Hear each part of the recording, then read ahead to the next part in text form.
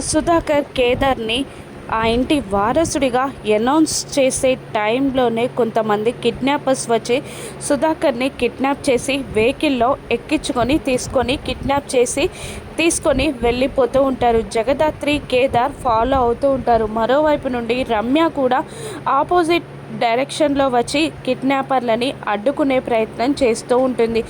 జగదాత్రి కార్లో ఉండే గురి చూసి కిడ్నాపర్స్ వెళ్తున్న కార్ టైర్ని షూట్ చేసేస్తుంది. దాంతో టైరు బ్లాస్ట్ అయ్యి ఒక చెట్టుకి గుద్దుకుంటుంది కారు. దాంతో జగదాత్రి కేదార్ ముందుగా కార్ దిగుతారు. వాళ్ళకి ఈ రివాల్వర్ గునిపెడుతుంది దాత్రి. కానీ అక్కడ సుధాకర్ ఉండడంతో తను పోలీస్ ఆఫీసర్ అని ఎక్కడ బయటపడిపోతుందో అని ఆ రివాల్వర్ని సుధాకర్ కిందికి దిగక ముందే కార్లో పెట్టేస్తుంది జగదాత్రి. ఒక నలుగురు కిడ్నాపర్స్ సుధాకర్ని బయటికి దించి సుధాకర్ తలకి గన్ గురిపెట్టి మర్యాదగా మమ్మల్ని ఇక్కడ నుండి వెళ్ళనివ్వండి అని బెదిరిస్తూ ఉంటారు.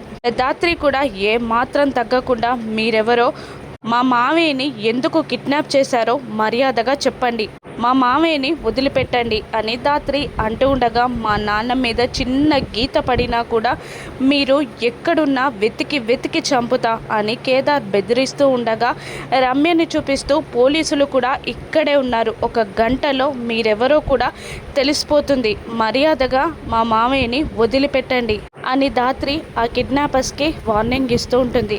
రమ్య ఆ కిడ్నాపర్స్ వైపు గన్ గురిపెట్టి వదిలిపెట్టండి అన్నట్టు బెదిరిస్తూ ఉంటుంది. దాంతో ఆలోచించుకున్న కిడ్నాపర్స్ సుధాకర్ని ఒక్క తోపు తోసి వాళ్ళు కార్లో ఎక్కి పారిపోతారు.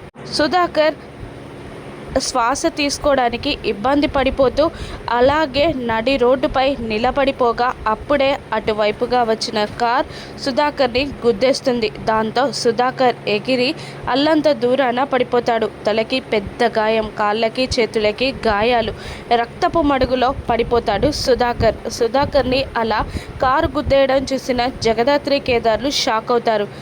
సుధాకర్ బ్రతుకుతాడా? కేదార్ ఆ ఇంటి వారసుడని అనౌన్స్ చేస్తాడా?